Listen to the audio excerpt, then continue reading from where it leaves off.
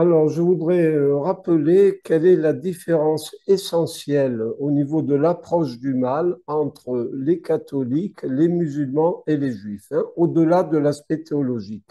Alors, les catholiques, en effet, dénoncent le mal où qu'il se trouve, où qu'il soit, et c'est tout à fait normal. Les catholiques dénoncent le mal contre les chrétiens, pense au génocide vendéen, par exemple, mais aussi quand le mal frappe d'autres communautés religieuses, comme par exemple les musulmans. Hein, les catholiques s'indignent à l'endroit des crimes de Netanyahou sur la bande de Gaza, et ils ont raison. Hein. En revanche, les musulmans, eux, s'indignent en effet sur le quasi-génocide et à juste titre, contre les Palestiniens, mais les 2 millions de chrétiens qui ont été massacrés ces dernières années par le gouvernement musulman de Khartoum, là, les musulmans, ils en ont rien à foutre. Hein. Et ça, c'est une grande différence. Et les juifs, c'est pareil. Les juifs, ils dénoncent, ils commémorent à juste titre la Shoah, qui a été un crime terrible, hein, une rupture de civilisation. Ils ont bien raison.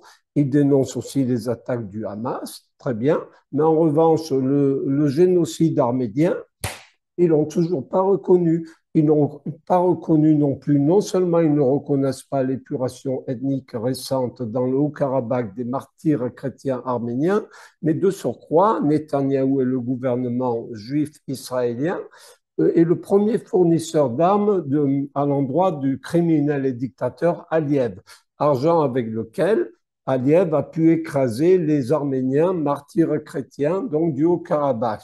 Il est vrai que von der Leyen, hein, cette abominable bonne femme, en achetant du gaz à l'Azerbaïdjan, elle a aidé dans son entreprise satanique. Donc voilà, au-delà même de l'aspect théologique, je vous invite à méditer là-dessus, mes chers amis. Les catholiques sont les seuls à dénoncer le mal où qu'il soit. Et en effet, il y a beaucoup de voix chrétiennes, moi, mais d'autres aussi, qui s'élèvent à juste titre contre le quasi-génocide sur la bande de Gaza. En revanche, les musulmans, et oui, la bande de Gaza, ça c'est terrible, et ils ont raison, mais le reste, mais ça leur est complètement égal, hein. Et oui, les musulmans, vous êtes quand même de sacrés faux culs, moi je vous le dis, hein, les gars. Vous êtes bien gentils, mais enfin, il y a des limites. Quant aux juifs, bon, ben, c'est comme les musulmans, hein, ils se lamentent en permanence, hein, à juste titre, hein, mais en revanche, c'est toujours pour eux, hein, c'est pas ce qui se passe ailleurs, ben voilà, hein, c'est pas trop grave.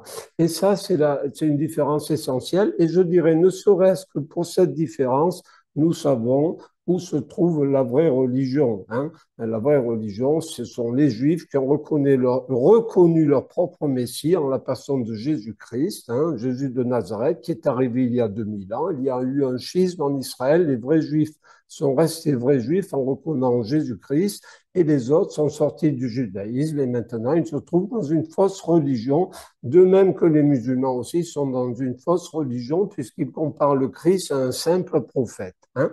Voilà. Donc, ça, c'est quand même très important. Et je voudrais dire donc aux juifs et aux musulmans que, franchement, ils ont un comportement lamentable. Ils ne se rendent pas compte que ce n'est pas crédible. On ne peut pas s'indigner et dénoncer le mal seulement quand le mal nous touche. Hein. C'est pas du tout comme cela que la pensée religieuse fonctionne. Dieu a créé l'homme à l'image de Dieu, on condamne le mal de partout ou nulle part. Hein. C'est comme ça. Ils me font penser à tous ces francs-maçons athées qui parlent d'injustice en permanence, mais qui sont favorables à l'assassinat légal des enfants à naître, l'avortement, qui est la pire des intolérances, hein, entre autres. Alors non, mes chers amis musulmans et juifs sans Christ, le mal, on le dénonce et on le condamne de partout ou pas du tout. Hein. Voilà. Donc, il y a quand même des limites à l'hypocrisie. Et j'invite là beaucoup les musulmans à fermer un petit peu leur gueule et à arrêter de jouer à ceux qui sont seuls au monde, écrasés par Israël. Parce que c'est vrai que vous souffrez qu'il y a un génocide pratiqué par ce criminel de Netanyahou, mais les musulmans, vous êtes restés muets comme des putains de carpes face à toute cette persécution de chrétiens actuellement sur terre, génocide au Soudan, Arménie, etc. Et là, vous dites rien. Donc, je vous invite à être un petit peu plus modeste et à arrêter de jouer aux victimes, vous aussi. Hein, voilà, c'était mon message pour aujourd'hui. Donc, si vous êtes d'accord, eh bien, partagez, mes chers amis. À bientôt.